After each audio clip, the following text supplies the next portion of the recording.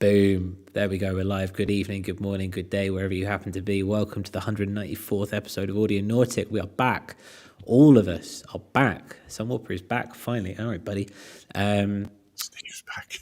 Steve is back. Sunwalker's back. It's a whole thing. And no, that's the Wi-Fi cable. Don't push that one.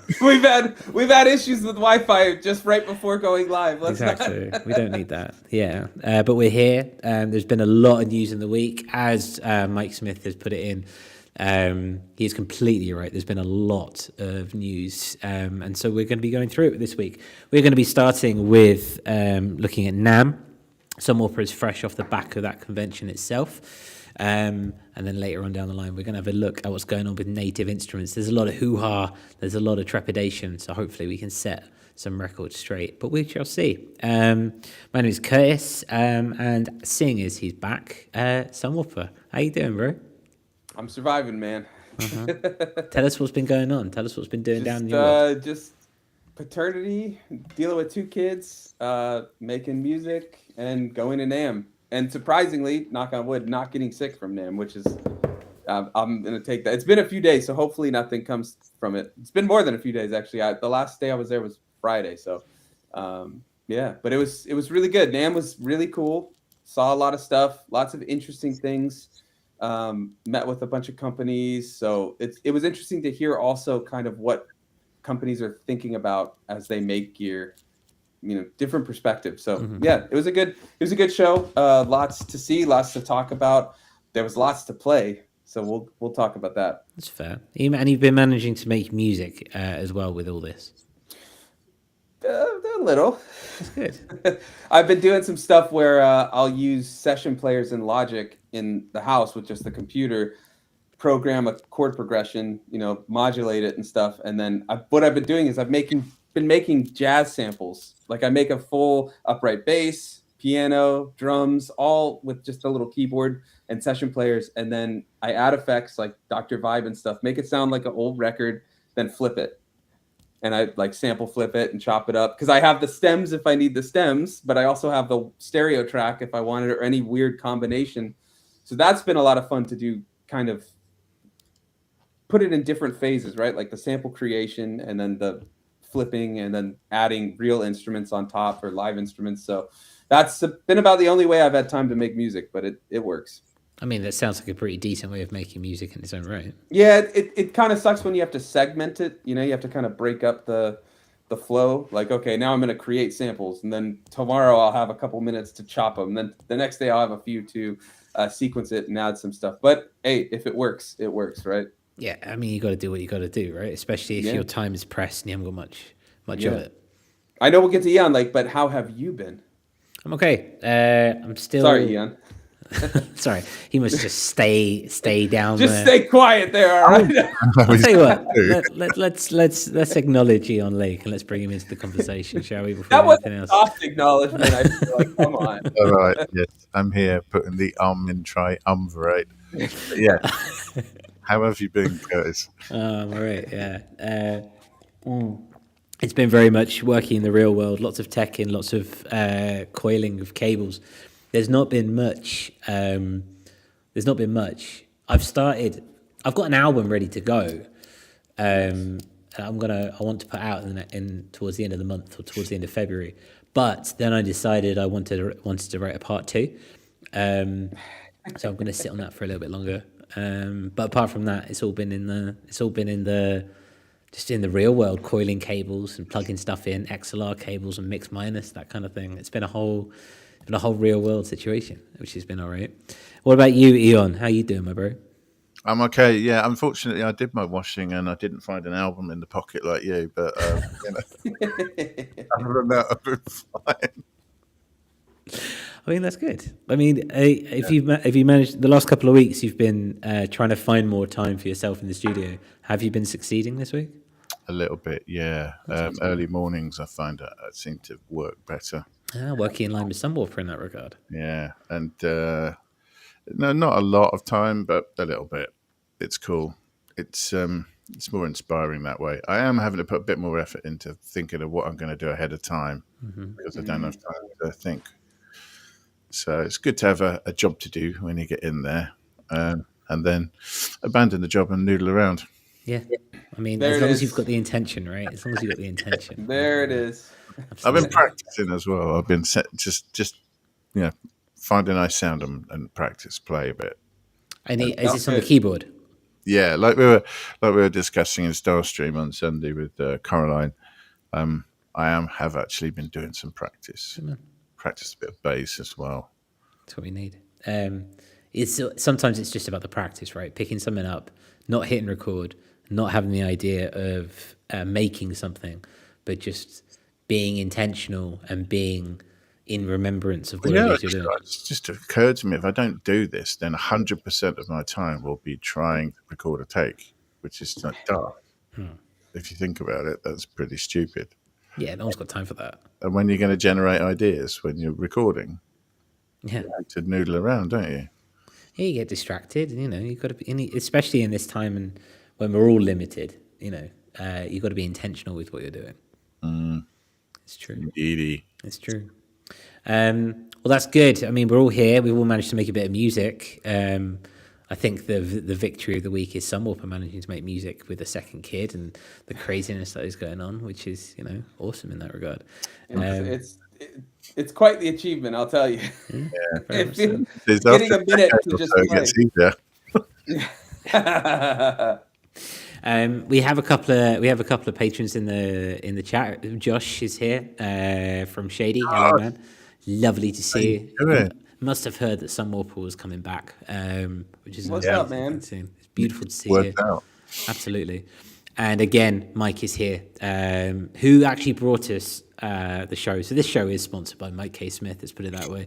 If it wasn't for the fact that Mike put this in the Discord yesterday, well, maybe one of us would have found it. But there's some news that's hard to avoid kicking around. It is. It's hard to avoid. So we're going to discuss all that. So we're going to start with NAMM, seeing as Sunwarper is with us and he's just come back from NAMM.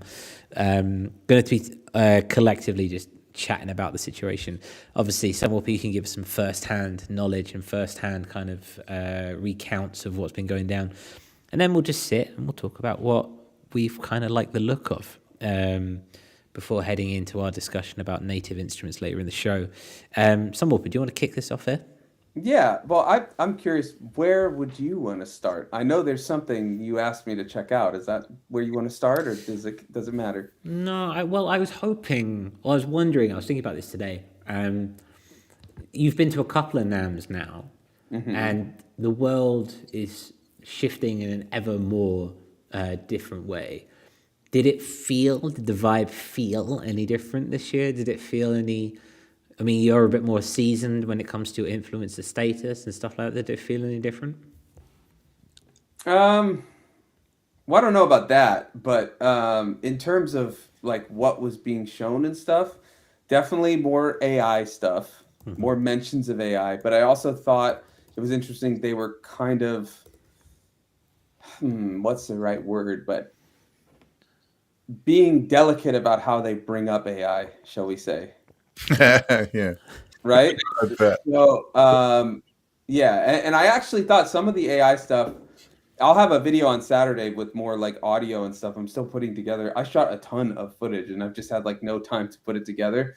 But there's some really cool instances of AI use. I thought one of the more potentially cool, but basically novel right now was the Project Lydia from Roland. We can talk about that later, but that little pedal that does AI modeling.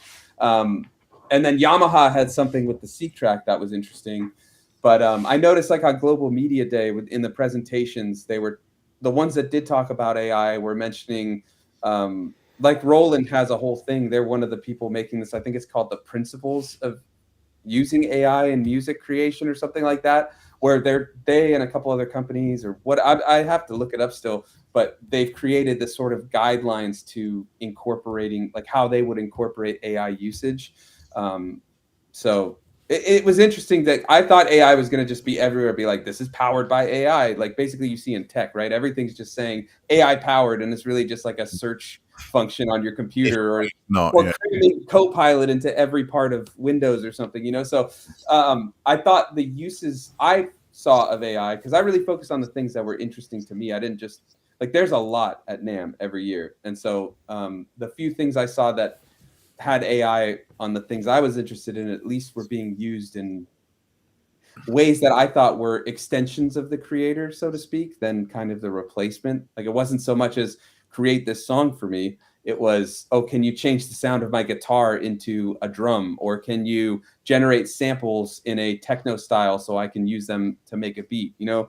So that was interesting. And the way AI was mentioned, I think, is the biggest thing. And then, yeah, I thought some gear was really doing new-ish kind of things. You know, you got like the Leviathan with the algorithmic oscillators and the many ways you can program that thing. The Casio sampler didn't really do anything new, but it's interesting. Just very much proof of concept at the moment. Trying to think what else. I did get to play the TR-1000, the Roland TR-1000. Mm-hmm. That thing's a beast. It's quite big, isn't it? As well. Now, the thing that I don't think's been explored a lot, it's huge. It's physically massive, like as a piece of gear. The thing I don't think that's been explored really fully on that is the sampling, because I think from what they told me, it's got each pad can have 16 minutes of sample time, and when you go to the little screen, it opens the samples just like it would on the SP when you go into the chop, where you can actually make chops per I mean, it was pretty functional in terms of being a sampler. Just I think the format makes it look like it's a drum machine, right? But there's much of that SP kind of sampling seems like it's in there. So that I think is because I saw like we had a comment on one of our TR-1000 videos that was like, I've been using it a lot and I'm still not finding the depths that I would have hoped or something. But I think that is kind of where I would think some depth is, using it as a sampler with the analog drum oscillators and stuff, and the digital ACB, the analog circuit behavior synths or drums and stuff. So yeah, I thought that was cool. I also liked it has the old school pitch time shifting algorithm, like those old MPCs. So if you drop the pitch, it does that slow down. Like it sounded really good when you did that. That was cool. So yeah, I mean, the price is crazy, but I would love to see a little bit more of that. Sorry, that was a bit of a tangent, Curtis, but does that answer your question? Yeah, it's cool. It's good to know where you're at. We got a question straight off the bat from Mike. Is the Casio handheld sampler a PO33 alike? No, it's much more complex than the PO33. Way more complex, much more sample time. I want to say it was like 10 minutes per pad or something like that, but I think it's a decent bit of memory, way more than than the 40 seconds of total time of the PO33. Maybe it's closer to the EP133, but it's got a really interesting sequencer that's very much kind of, the whole thing is very Game Boy inspired, like the look of it, that old Game Boy, like the original Game Boy, the gray one. But the sequencer, it's that like a yellow screen, like the old Game Boy or whatever. And the sequencer, you use the D-pad, so to speak, or whatever, to move across the sequencer. And then you press the A button to put the steps in. And so that was a lot of fun to use. The sequencer seemed cool. The thing with the Casio sampler is it's very much like a proof of concept. I asked them, oh, does it have chromatic sample? Like, can you sample something and play it chromatically? They were like, no, but the operating system isn't finished. We're still adding things. We might add that. I forget if they said it could resample. The sampling itself, like the playback was really cool. It almost had this clip launching type playback where if you click a sample, it doesn't just immediately play. It actually plays in time with whatever the first sample you triggered was. So like if you trigger a kick drum that's a 4 on the floor loop, like instead of just a single kick, it's got, let's say, 4 kicks, like, you know, boom, boom, boom, boom. When you hit the clap, it doesn't just hit when you trigger it. It actually waits till it's like appropriate. So that I thought was really cool for live performance. So it's kind of a mix between pattern sequencing and being able to just clip launch. Then you have the one shots. There were effects. You got 2 circular controls that you can do. Maybe we can pull up a picture of the Casio sampler just to show it. But there's like 2 circular, what is it? Casio SXC1. But yeah, it was a lot of fun to use. I left with more questions than answers with that one. There's no price. They told me we're still testing. They said they were testing the like the waters, basically, if there's interest in all that. But it looks promising. It's just I don't think it's fully kind of there. I mean, even in their post where they said like, "Hey, come check it out," they're like, "But it's not actually out," like, so they're clearly. They're clear. Yeah, see those two circles in the like top middle, just under the buttons and the D-pad? Mm-hmm. Those are the effects. Yeah, those are the effects. So you like move them around and that does the effects. Dial it in. Yeah, exactly. And they were performance, like they went over it. I just can't remember if they said it does resampling or not, because that would be huge. Is it a similar size to a Game Boy? It looks a bit bigger than a Game Boy, but still kind of like handheld. And hold on, let me see. If it has limitations, then resampling would be a way of mitigating them a bit, wouldn't it? Yeah. Yep. Hold on one sec. Let me see if I can. I know this is not the most. Okay, just for like reference, can you see? That's my hands on it for scale. So it's not super huge. It's probably about the size of a Game Boy. So it's quite small, yeah. I would say it's even with your meaty hands. Well, thank you.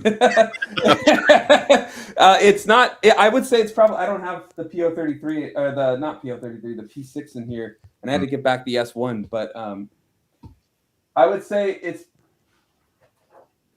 probably a little bigger than this. Yeah, makes sense. Maybe Okay. like if you're holding this up, it would probably go to about there. Maybe so. Well, that makes sense. I mean, that's a cool little, almost like a gamification of music production. Yeah, and I was triggering at least 6 or 7 samples at the same time. So I didn't check the polyphony, but there's at least more than the PO33. And I did not mess with the like pattern sequencing fully, but yeah, it was cool. It's cool. I mean, you mentioned how this is interesting because we were talking in the green room just before you came in. We were talking about the notions of seems to be a lot of samplers being made by people who may have missed a couple of tricks. Do you want to kind of expand that in the public domain? Yeah, well, I checked out a lot of samplers as I, have to. The Stylophone voice, $50. That little sampler from Stylophone looks really cool. Very limited, hence why the $50. But there were things like you couldn't resample on that yet. He was like, I suppose you could like reroute the output into the input and just like resample it or something. But he's like, we haven't tried that yet. There were a few other things like no sample slicing on there, but I mean, it's $50. Like, okay, it's got built-in effects. Like it does chromatic sample playback. That's like the whole point of it. And it's 8 voice sequencer, so you can sequence things quickly and things like that. So that was a lot of fun.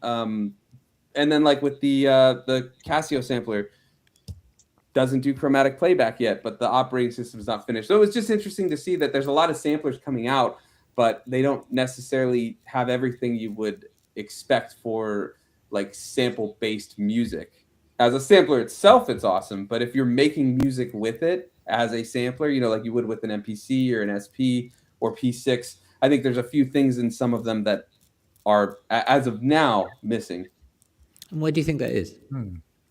I don't know. I don't know if it's samplers are gaining traction and companies are trying to, get in the market with it, or if it's just what I hope is that, there is a demand for it and companies are trying to make one too, because the more competition you get, the more innovation I think can happen. So That's fair. It's very fair. Yeah. They might need to do something a little different though, because bearing in mind what Roland's already done. Yeah, I think the biggest thing with a lot of them is going to be where they fall price wise, right? Like the Stylophone voice, $50. Like whatever limitations there are, it's like, well, this is just a $50. Like, I could just have fun with it. Or I think they said it was 10-bit, so it was real gritty. And then the distortion on it. That voyage very quickly from like, what? This is really limited to what, $50? Oh, right. I like it. Yeah, exactly. It's like, okay, so, and the limitations are kind of like, obviously it's very limited, but the limitations make it kind of fun just for sound design, right? Like I was thinking if I were to ever get that or something, I would use it to just make a quick sequence and then use that in a more full sampler or something. But just for sound design, like how I use the PO33. But yeah, things like the Casio sampler, you would hope that falls in that kind of EP133 P6, like $250 to $400 range. So I think that's kind of the key thing. Like, where do these things fall in terms of price? Yeah, it's fair. I mean, is Because you look there? at the MPC and man, I mean, $1,700, but it's just a DAW in a sample box, you know. So, is there any of all the samples that you've seen? Is there anything that particularly caught your eye? They all caught my eye for different reasons, right? Like the voice is awesome because it's really gritty. Its whole point is like gritty and just fun. $50, like that's really like I could get that for my son, who's like 2.5, and just we can have fun with that, you know, jam out. Because he loves to play my Digitac now, and I'm like, oh, careful, careful.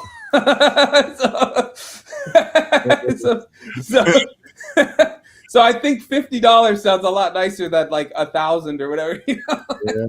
Still going, no, I want that one. Yeah, and then the Casio sampler just seems really promising, but I need to see more of it. And I'm not sure too, because the ones that were doing that, the sample pads that were doing the like proper timing, I'm not sure if that was actually playing sequences or if that was the samples themselves and they were triggering on time, because they had a different color. They were white. Other samples like the one shots were yellow or something. But when they actually would hit those pads, they would show audio waveforms of like 4 kicks. So I think they were actually just samples being triggered and looped. I don't think it was the sequencer, but I do need to try and find that out. But I thought that one was really cool, just from, I think for live performance, mostly for me as of now, is that one looks very interesting for live performance. And then I did play the MPC Live 3. I didn't do the XL because they only had 2 and the line was mobbed. And I'm like, this thing, I have no use for a piece of sampler that's like that big, because the XL is huge. Looks really cool. But if I were to get one, I would get the Live 3. So they had a bunch of those out. So I checked that out. And I did like it. The new way they're doing the pads with splitting it into like 4 sections. Very cool, because you could do different effects of the same sample. You could do different samples or different layers. So I like that a lot. But it's very, like, there's so much on it. I remember Eon Lake was like, it's hideous. But that's because they put so many actual buttons on it. And they have a whole step sequencer on the top. So you can actually program steps on things using the step sequencer. So it was just a color scheme where everything's really bright colors against black. It looked really 80s to me. Yeah, I get that, but it was cool. I liked it. It was definitely not something like the voice or the Casio you could play immediately on the show floor, right? It was like very easy to use because it's very simple. But the MPC Live 3 is like, you need to learn this thing. I'm sure there's a quick workflow to get started on it, but there's so many buttons, the touch screen, like all that. It's like, what? You know? So I don't think that's like the show floor type of piece of gear. That's more of like, well, if you like it, get ready to learn it. You know, the Live 3's got much more buttons than previously. They're trying to cut down on the amount of menu diving, which I think is a good thing. So I think that's awesome. It just means also more like learning of button combos, or even just what button does what. Or screen diving, you can take your pick. Yeah. And then it just leads to the UI that you don't like, the physical UI you don't like, with lots of colors and buttons. But the step sequence, adding a step sequencer was pretty cool. It's right across the top. I like that, like a hardware step sequencer. Yeah, you can choose a pad and be like, okay, I want to do it on the 1, on the 5, on the 7. You know, that's pretty cool. So yeah, lots of samplers. I like that. There was so much stuff there. I didn't get to see everything, but they also, Roland had like a legacy wall that had all the 404 SPs, and then they had the 909, an 808, a 606. I was like, oh, this is sick.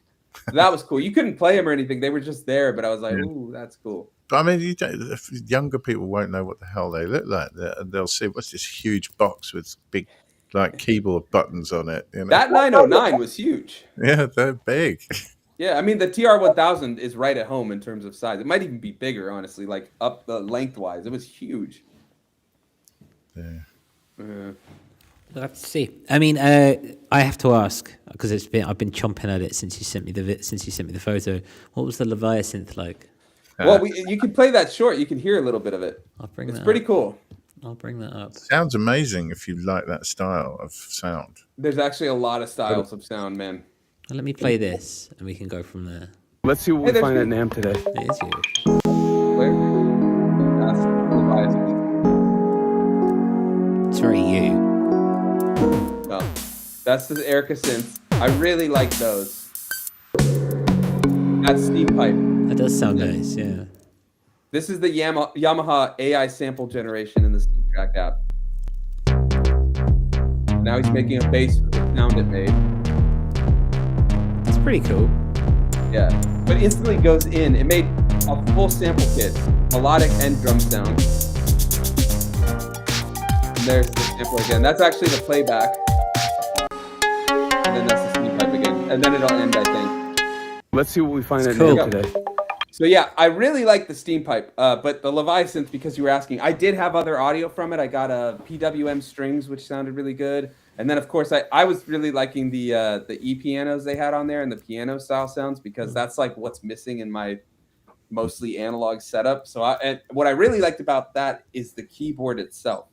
The keyboard was great, and it has really good aftertouch and pressure response. So like on the piano one, that one, if I were to hold down the keys harder, it would start arpeggiating underneath the sustained chords.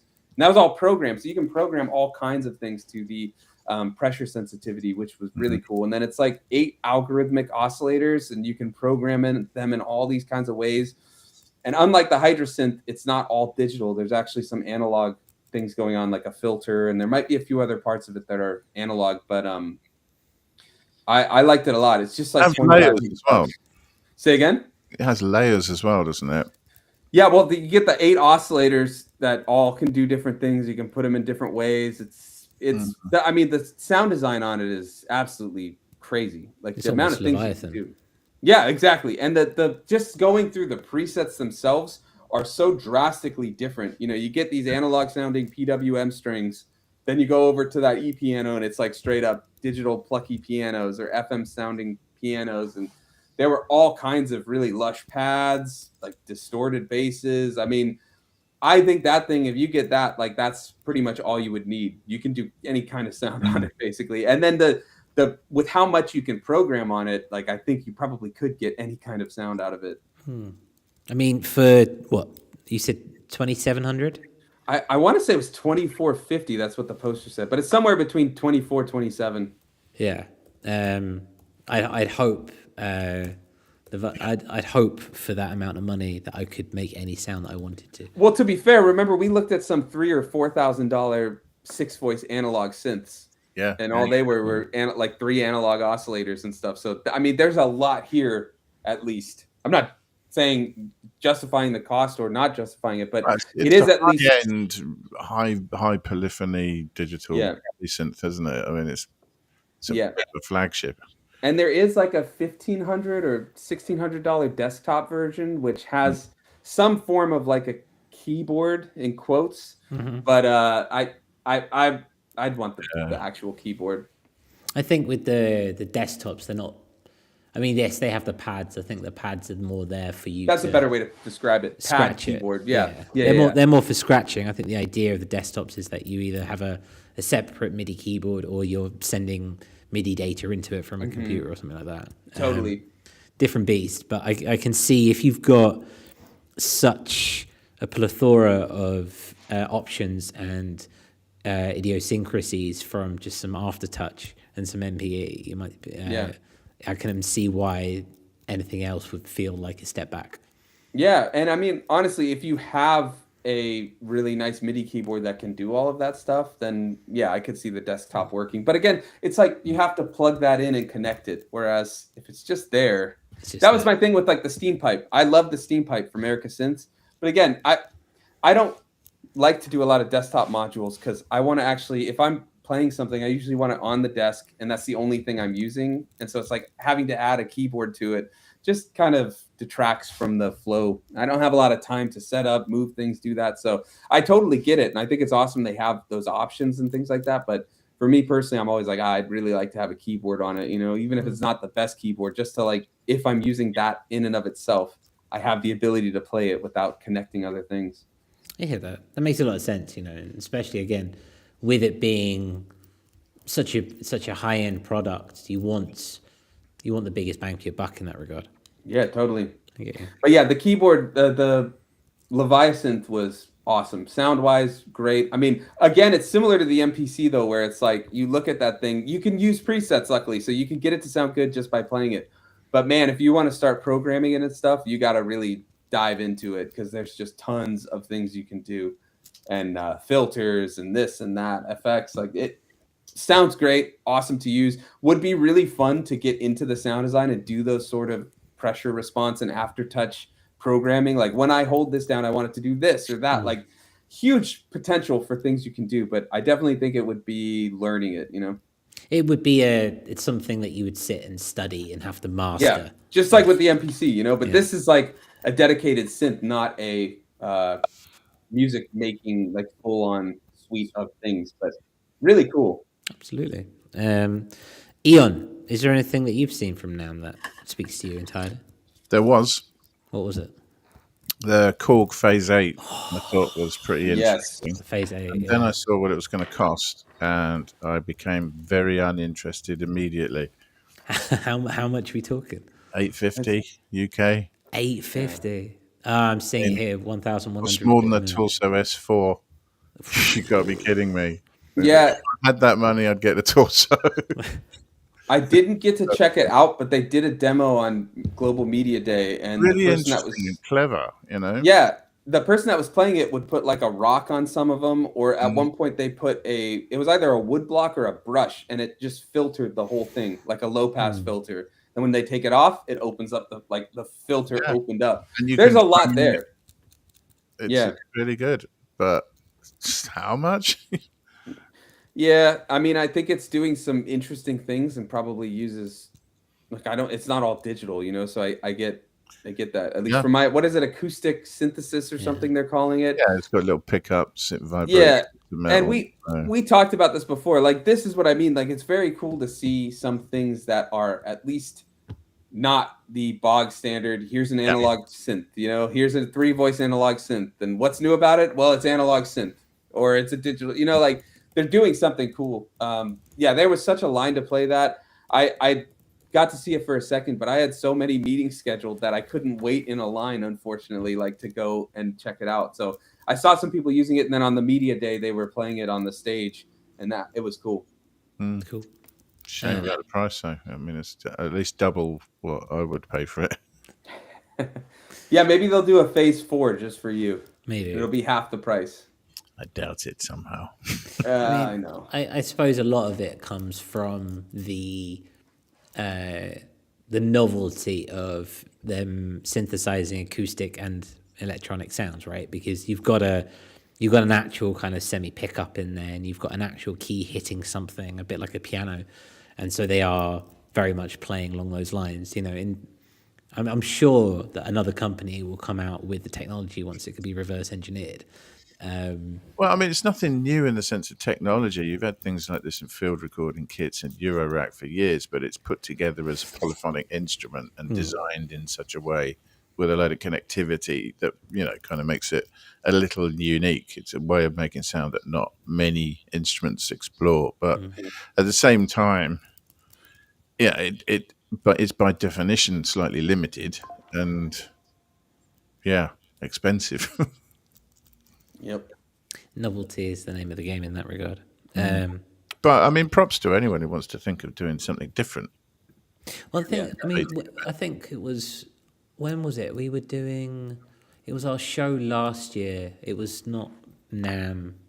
It was Super Booth when this was announced at Super Booth. And I remember the three of us having that conversation where we were talking about, it's quite exciting in that regard because it's doing something different and it's doing something new. In a world where you've got another digital synthesizer, you've got another sampler, you've got another analog monophonic synth or whatever, it's nice to see something dynamic and something come to the table which could be more unique in that regard. Yep. Yeah, I like seeing some form of innovation happening. It's good to see innovation, especially when everything's running to the middle ground. There, isn't there? Yeah. Because I feel like just a year ago we were saying like every single thing coming out is just a synth or a 3-voice this or that. So seeing some new things come out, I think it's good to even like some of those, like Project Lydia, that AI thing, the modeling one. It's very novel right now. Basically, it can turn a guitar into a taiko drum or a screaming vocal. Maybe not much use right now, but the potential of, can this what was cool is it's very responsive to dynamics, right? Like if I bend a string, the vocal scream would change, right? Like the vocal noise. If you play softer, it does a different kind of thing and stuff like that. So it's very responsive, but much use for that sort of sound, not necessarily. But I was telling them like, hey, if you could make a piano model and I could play my guitar and it's just a piano, like that's huge because I'm a much better guitarist than I am a piano player. So like if I can just play the guitar chords and it does piano, I mean, I don't have to worry about MIDI. I don't have to worry about any of that. It's just sampled audio that I can chop up, all that. So I thought that was really cool potential wise, but I don't know if anything will ever come of it. But the fact that we're seeing it being used in that way is at least, I don't know if reassuring is the right word, but at least it's like something where it's a useful piece. It's refreshing. It's like an extension though of the creator, I feel like, or of the musician. Then this is replacing the musician. It's like, hey, you play guitar? Well, do you want to play synth and keyboard and drums and this and that? Okay, just plug into this thing and it'll do it. It doesn't do it yet. I'm not saying it will ever, but the fact that this could kind of be where it goes is at least cool. That's fair. And so did you leave the convention with a sense of optimism? I always try to be glass half full. I mean, there's lots of cool stuff coming out. The things I did like that were of the AI nature were at least that kind of thing where it's like you can use this as a tool rather than this is like you're generating a song and you don't, like that stuff. I don't like that. And then there are the whole thing of like the ethics of it and all that, like for sample generation and things like that. You have to look into these companies that are doing it. Like what's the format? Do they follow some sort of, or at least claim to follow some sort of like ethical generation? Like, are they sourcing things ethically or are they just grabbing everything off the internet, no matter who cares about copyright, So there's a lot to unpack there, but just the actual like, hey, this is what it is. That's all I can see. And it's like, okay, this could be promising. That's cool. I'm sure there were AI things that I would not like there, like straight up that kind of like generative AI and things like that. But again, the things I did focus on that happened to have AI in it wasn't what I was expecting it to be. So I was at least optimistic that it's like, this is being used in interesting ways rather than like, oh, this is just a prompt-based song generator, I get that. I suppose if you're being intentional with your time, you would naturally go towards totally AI assisted stuff. But the Yamaha thing was completely unintentional. I went in there with a meeting just to learn about the 2.0 update to the Seek track, which is huge and really cool. But they were like, oh, you need to go over to this other spot because there's someone there doing something with the Yamaha that's like experimental. So I went over there and then they showed me that AI sample generation where it makes a whole sample kit based on a prompt you give it. And then you can actually regenerate individual instrument tracks, but it's making synth and drum samples. So it makes a melodic sample, 2 melodic samples, and then the 7 drum samples. And then you can just import it directly into the Seek track and you have the synth sound that you can put across the keyboard, this and that, and you can regenerate it and all that. So I thought that could be cool. Is that on the release? Or is it it's not. It's just experimental. They're like, it might never release. It could release. We're just testing it out. It's only using the app though. You have to use the Yamaha app, which is the Seek Track app, which is on the phone, iPad, OS, all that. It uses this AI thing called Boomy, Boomy. I haven't looked into it fully, but I wanted to see how far. I didn't get to type a prompt, right? So they typed the prompt. So I don't know if they were using that same prompt every time, and it was, like the only one available or what. So I can't say like, oh yeah, but he did regenerate something and it did make a different sound. I'll say that. Okay. So yeah, because the first clap was like a glitch. It didn't work right. It wasn't a clap. And so he regenerated it with a new prompt just for that clap and it made an actual clap. So it's pretty cool. I don't know. And again, I was like, well, if I typed in like Dusty Budget Bin Records boom bap drums or something, would it make that sort of, like kick that has a little vinyl crackle at the end? Probably not. I don't know the depth of it, but that's like what I would want to see, things like that. Unfortunately, I do need to go in about 2 minutes. So is there anything else that we didn't cover or about that AI sample generation stuff? No, I mean, not from my end. Eon? No, I mean, it seems like it might be a way to not have to generate huge banks of samples and include them and so on. It would be nice to see an end to splice in that regard. But is that Well, something? what I like too is it's exactly what. No. Sorry, I just want to say it's exactly what you would want from it. Well, if it follows the prompting right, but you're actually putting in the prompt for it. So I don't know. But again, that's where we get into like, what about the, whatever you want to call it, the sourcing, the scraping, like where does that come from and all that. But just from the actual like application of it, that's all I can talk about, you know, like just from seeing it. It's interesting. Get that. That's fair. Well, I really appreciate you hopping back on. It's been a minute since you've been here, so it's nice to have you back in the room and seeing where you're at, man. Indeed. Yeah, well, thanks for having me. It's been fun to talk with everybody. Good to see everybody in the chat. I'll be back in the Discord soon, but yeah, it's been crazy busy. Right now, the goal is to finish this next video with all the NAMM stuff. So I'll have a bunch of audio soon. So I'll post it in the Discord when it's done if everybody wants to see more from the Leviathan. We didn't even get to talk about the Erica Synth stuff, but that was really cool. Nice, dedicated hardware, not... And what you see on the UI is what you get. Like, it was very easy to program, which after dealing with like the Leviathan and the MPC, that was nice to just be like, hop on there. And I told the guy that was there, I was like, oh, it's been a long day. And he's like, just take these headphones, man, and relax a second. And I just started messing with the hex drum. And I didn't even have to like ask him, how do I do it? It was literally like hold shift, hit kick drum. Now you're sequencing kick drum. Hold shift, hit clap. Now you got the clap. Like just sequenced. And I was just like, away. And then they had two of their effects pedals that were just making it sound insane. So it was a lot of fun. I mean, that's what you want for a piece of gear, right? One that can just take you to a exactly. Yeah, it's like all that stuff is great when you can get really in the weeds and get intricate. But sometimes it's nice to just have something where it's like, if I move this knob, it's going to cause a change, you know. And like, okay, now I'll go to this one and do this other thing, and it's like, oh, okay, you know. Now you're talking my language. There you go. All right, guys. Well, it's been great seeing you. I hope to see you guys soon. I don't know if I can make it next week, but hopefully the week after that. But yeah, it's been good seeing everybody. Mike, nice to see you as well. And Josh, good to see you. Hope you're doing well as well. But with that, yeah, unfortunately, I do have to go. But it's great seeing everybody, and I'll talk to you guys soon, all right? Ciao. Get easy. All right, later.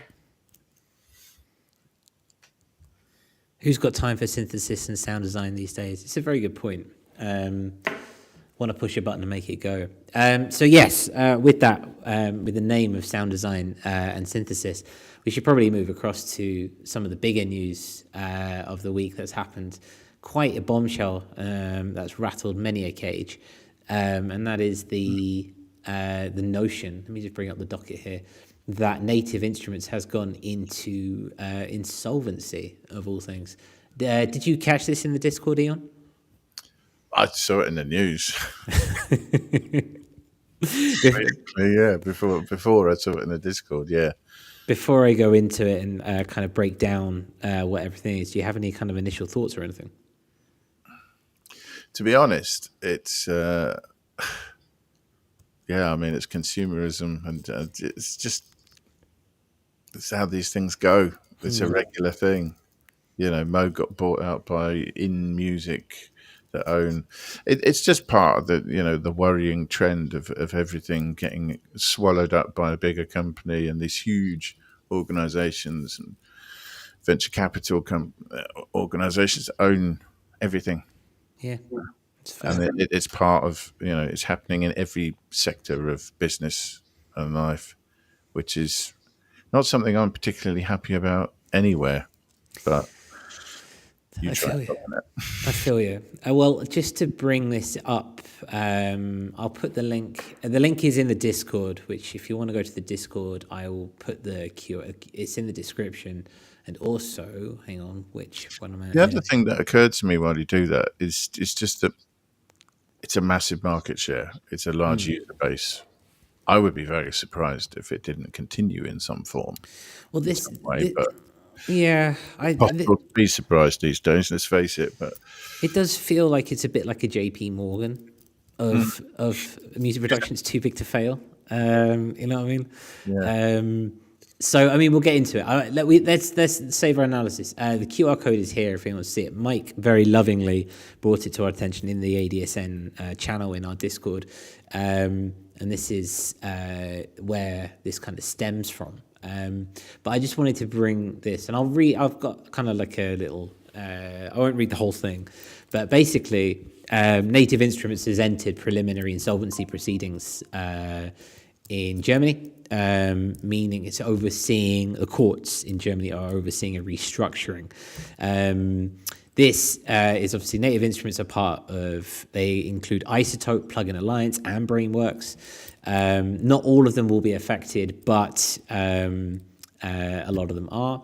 Basically, over the last couple of years, Native Instruments has been rapidly and aggressively expanding and having massive acquisitions. And this is from a venture capitalist company. And basically, they have outrun themselves, and they're basically in too much debt. The company Bain Capital Credit, which sounds very musical and very artistic, are in control of the group. And so, yeah, essentially their acquisitions and their debt have increased past that what people are buying. So essentially they're in a space of restructuring, and basically Native Instruments don't have much control over what's going on now. They have said that for now operations will continue as normal.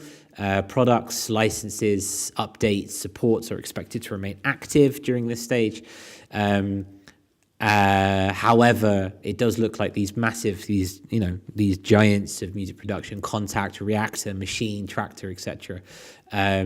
It looks like they might be restructured and broken down into their different components, shall we say. So that's kind of what we're talking about, just kind of give a very rough idea of what's going down. I will also put the link into the chat box so people can see what's going on. That's the one there. That's what we can see there. So yeah, capitalism strikes again, Eon. Yeah, capitalisming. Yeah, doing the capitalist things, essentially. Yeah, I mean, yeah, there's a human cost to this. Mm-hmm. That is something I'm aware of. You know, people work for these companies, and they've done a fair bit of innovation. Mm-hmm. Native Instruments over the years. It's very easy to be glib about it if you're not a user, and I'm not. But at the same time, I'm in the minority there. Mm. You know, lots of people have a lot of time, effort, and music invested in them and their products. And I don't know, I've no wish to see anyone disappear. No. Whether I use them or not, I think, you know, they're very good for the industry. But I also, it makes me wonder, you know, when you know that there is little money to be made in recorded music, and you know that touring is becoming harder and harder. We see small venues, you know, shutting down every week still. That's part of the user base. All of those people, you know, if they're not earning money, who's going to buy this stuff? The hobbyist. I mean, I know some organizations have pivoted towards other technical user bases, but I don't know. It makes you wonder how much of this is a result of there being, you know, less money flowing around the music industry anyway. Yes, I mean, that's a very good point. As you've just said that, Bendu's just hopped into the chat. Hello, Bendu. Nice to see you. Hope work is okay. We're talking about Native Instruments and the insolvency ensuing. I mean, you're not wrong, Eon. Like yes, it's incredibly difficult, and the music world is becoming ever more cornered, and the music base being ever more scuppered in that regard. And especially when you've got these monopolizations coming through, which are taking massive chunks out of things. We've got those two things in particular, and especially with venture capital companies needing to turn a profit every year in order to push their shareholders into a happy space. It's kind of almost, it's the, well, what did you expect kind of situation. Yeah, I mean, I hope it's more a case. Hope that the market is there, and it's more a case that they, just overreached and need to consolidate and restructure.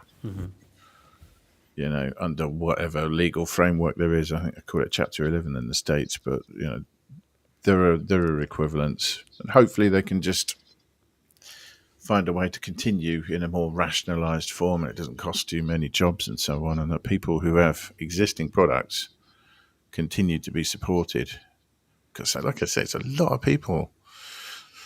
When you think about, the amount of just software products that are involved in this, let alone the hardware stuff like machine and whatnot. Yeah. I mean, yes, you're right. And there's a lot of user base and there's a lot of work base for sure. And yes, and it's tragic that those things may become under threat. I do wonder if the size of the user base, especially in things like, just look at Contact, for example, which is not just a widely used product, but it's often seen as kind of like a gateway into our world. Not just in terms of music production and artistic, but also commercial creation and things like that. I do wonder if this is more of a situation where it's going to be okay in the long run. And I don't know, maybe I'm too glass half full to quote some Warper, but I do wonder if it has to be broken up. There's too much, while they are spending too much, for example, and their debt has now superseded their profits, there must be such a money turnover from the uses of things like Contact and Isotope that I can't see that not being a viable market for someone to pick up. Yeah, that's what I thought. If you can't make money, it's quality products. I may not use them, but they're good. And if you can't make money with that kind of collateral, then who can really? I think it's fair. Mike has something to say here. He says, with native instruments, they seem to grow, expand in different areas, titles, platforms. I wonder if that was after growing revenue, but at the expense of doing a limited number of things sustainably. He carries on, it's nice to see tools like Decent Sampler being the platform that more sound designers are using. Yeah, I've started using that recently because, there are a couple of products that were based on Decent Sampler. It's pretty good. Yeah, they are. Other samplers are out there, right? It's free though. I think, if I remember rightly, it is, and I think you can. Most people who put packs up onto the website, there, you have a free version and you have a non-free version. Yeah. But I was looking at I saw a reel the other day where the Broadway show of Wicked uses Contact in their rig to. Oh no, is it Wicked? Yes, it is Wicked. They use samples in Contact linked to the structure of Oz to make the sounds of Oz. And I think if you've got something, such an institution such as the West End production, not the West End, the Broadway production of Wicked using Contact, there's no way you can let that go. Yeah. Yes, people like that, don't they? This is not a commentary on the art; it's a commentary on the institution. There'd be a lot of work to put that in another system as well. I wouldn't want to do it. It's not fun, not a fun job. But no. But it does give you an idea of quite how widespread the adoption is. Yeah, I do think at the same time, I think it's a good opportunity for us to see the alternatives in this world. Monopolization is a monopolization, and this has shown that there is a fallibility to monopolization, which depending where you sit. Well, it's made me think again about. I've got a bit of a hang up about things not lasting anyway. But this again made me think about, instruments versus software.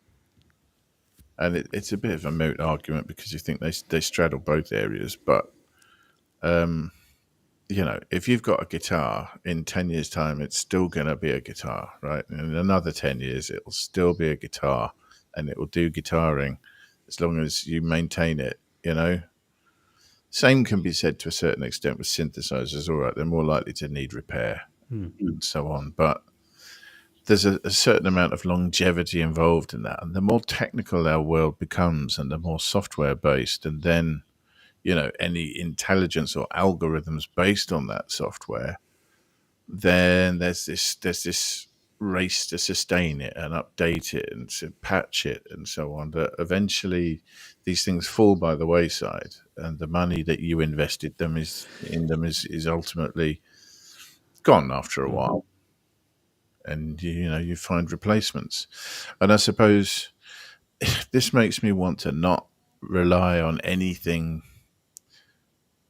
that is too much of a one-stop shop, because if that stops, then you can't do your thing anymore. Whereas if you can use more freely available things to construct it yourself, then if any one of those things goes, you could replace it with a different one. Do you know what I mean? About the sustainability of what you do and how you create sound. So if putting that into I don't want to be in the box, because the box changes, and I've moaned about this in the past. It's not just because of my age. Things that, instruments that you really liked that have just fallen by the wayside, no longer available, not in your arsenal anymore. And, there's a kind of a natural churn that happens. And to be fair, they're usually replaced by newer tools that come along. But I still find it a bit frustrating with, software-based stuff that, you can't use it anymore because you have to upgrade your computer first or something, or they get bought by another company, it gets discontinued and included in something else. I like to have a split of software and actual instruments, so that there is some determinism about what I'm going to have in 5 years' time or whatever. So, in the name of, how would you put that into a tangible kind of, for people listening who might not see what that means for them? What is creating that kind of security for you? I don't know. I do see tools that make sounds that I like that I won't buy, because I don't want to sound exactly like someone else who also uses the same tool to a certain extent. And you can kick holes in that argument pretty easily, to be fair. But, when it becomes a really niche sound, I mean, there are certain artists that I like that have developed a particular sound, and then they release a tool, often using Contact or a similar platform, to generate that signature sound of theirs. And it's like, well, I don't want that. That's your sound. I love it, but I'm not going to use it because that's your sound and I'll sound like you then. What I want to be able to do is develop my own sound in a similar way. Oh, yes. But there's something unique, and I don't need a specific one thing to do it. It's a combination of things, and I know the formula or the recipe for it. You know what I mean? Oh yeah, absolutely. I think it for sure shows or redefines the necessity for knowing your craft and not having all your eggs in one basket in that regard. I think as well, especially things like Contact libraries are more relatively, preset hunting, which, on the face of it, there's nothing particularly wrong with that. You can do some wonderful sound design things in there, but at least in my experience of using it myself and being with other people who are using it as well, there's a preset element to it. So this is a big deal for anyone doing sync work who uses Contact for I need everything. I need all the sounds. Yeah, and give me all the sounds that you have. I'm trying to generate them myself. I need to dial them up and use them quick as possible. But maybe that's a good challenge. Maybe that's a good thing. Maybe it is time to focus. Maybe it is time to do one thing or do a couple of things really well and not be someone who is trying to make trap one day and then slow classical the next day, for example. The alternative is that, there are plenty of decentralized libraries. I'm always a fan of decentralization in all aspects of society. But Same, yeah. And there are alternatives. But imagine being faced with the fact, the prospect of having a perfectly usable suite of tools that you use day in, day out, to create professional sync stuff. And then suddenly, no, you need to replace them now because they've hit the skids. I'm not saying that's the case now anyway, and that I would be amazed if they didn't continue in some form. But the concept of that would not be welcome to anyone, I would imagine. No. And I mean, it wouldn't be welcome to anyone. I also, again, I can't see something like Contact going under. I can see Isotope splitting off from Native Instruments. And I can see that becoming another entity in its own right again, for example. I can't see, I could be naive, I don't know, but I can't see Native Instruments as an entity exploding into a pit and just becoming no more. Yeah, it's all speculation because we don't really know how this has happened in the first place. It's news via the back door, really, isn't it? In the sense that it's appeared in a certain area without any explanation. That this is happening, but not why. Could just be some bad decisions that can be mitigated if they come in a different form. If you've got a venture capitalist at the helm whose first instinct is profit and not quality of product, then I suppose that's kind of what you get in that way.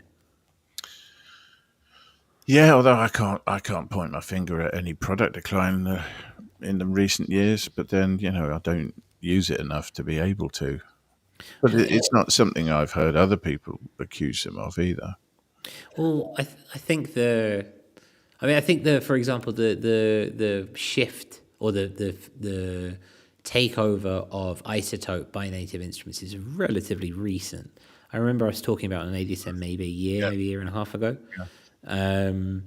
So it's a very recent thing, and I wonder if it is more of a short term. It's been going fine, and it's more of a short term thing than it is anything else.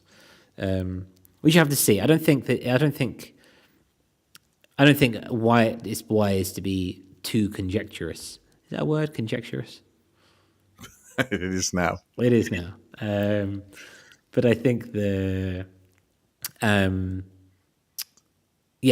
I wonder if it's we'll just see how things go and see how things kind of overlap over the next couple of weeks and months. I mean, I feel like at least Lars would have told us if his Contact player was no longer working or if his tractor just wouldn't turn on anymore.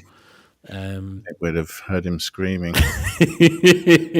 all the way from the Colorado mountains. Yeah, exactly. Have to see. Lars, if you are listening back, let us know where you're at, bro, and let us know if you're okay, because we know that this news has hit you. Make yourself safe. Yeah. We're looking for that status update, bro. Yes, we shall see. It's landmark news, whether it is the doomsday apparatus, which it's been framed as, is another thing. We'll have to see. Yeah, or a sign of the times, perhaps. I don't know. I think it's a bit early to be drawing conclusions like that. We'll have to just wait and see. Yes, I mean, yeah, absolutely. If anything, it's a good opportunity to go and learn how to make your favorite synth sound with a stock plugin from somewhere, or synthesizer. Just to notice whether you use whatever you use. I think it's just a good opportunity to go, maybe I need to learn the recipe as opposed to having just click on something and have it there. Possibly. As we come to the end of this show, we just wanted to thank the patrons for being here and for supporting us the show. You keep us going. I just saw a notification up on my calendar that we have to re-up for Restream, and we couldn't do it because we couldn't do it unless it was for the patrons. So the reason we are here for you, and again, I think the last couple of shows have been down because patrons have put stuff into the Discord and highlighted it ahead of time. I love the community, and I love the collaborative kind of notions of keeping us together. So thank you, love you, appreciate you. Thank you ever so much. Seconded, of course. Of course. Goes without saying, almost. So Eon, next couple of days until we meet again. What does that look like for you? Just I need to sort my studio out. It's an absolute mess. I've been fiddling around, taking bits out and putting them over here just to focus on them, and a few things need to go. But I've just made a right mess, and I need a bit of a clear out and to get organised again. That's fair. I mean, the moving meditation of clearing up clears the mind and clears the studio for fresh ideas, right? Yeah, but it's kind of like someone was saying earlier. I like the idea of taking a thing and putting it on a bench and giving it focus. And you see these things in recording studios, like huge control rooms that have this kind of like, it's like a kitchen island, but longer. But maybe it's full of outboard underneath. But it's also, there's a surface on top that you can put drum machines on and other stuff, and you can patch them in and noodle around with stuff. And it's good to have an area where you can put something, patch it in, and focus on that. But at the same time, you keep doing that over and over and switching things around, you just make a mess. So yeah, time to tidy up a little bit and get a bit more organised. It's a mess in there. I think that's fair. I think it's always good. I find that my tinkering, as Sam would say, my consistent rewiring and moving around, I think it's just a forever presence in this world. I think it's always good to kind of keep things shifting and keep things moving in that regard. I'm going to do some practice as well. Keep practicing. Practice is the name of Playing for the sake of it. Not looking to take anything down, not pressing record, just playing. No, I mean, also it's okay if that happens, right? But it's absolutely not the purpose. Playing for the sake of it, because why not? That's what these things are for. I like the sound of that. I think it's a very good philosophy to have moving forward. How about you? Similar. Mike was so right. Like, I started putting up these time lapses of me redoing the studio, and Mike was like, "You'll probably mess around with it another couple of times before you're happy with it." And in the moment, I was like, "This is so much effort. I'm never doing this again. This is right." And then I've started using it, and I've realized that things are just not where I need them to be. So on Sunday, I ripped everything out, and I didn't start again, but I'm thankful and grateful to myself for like over patching and putting cables in places where I knew they were empty, but they're there for now because I've cabled everything. But I have started to rearrange things. I've realized that I don't know if you can see this little guy here. This is a Elasis drum machine or a drum pad machine.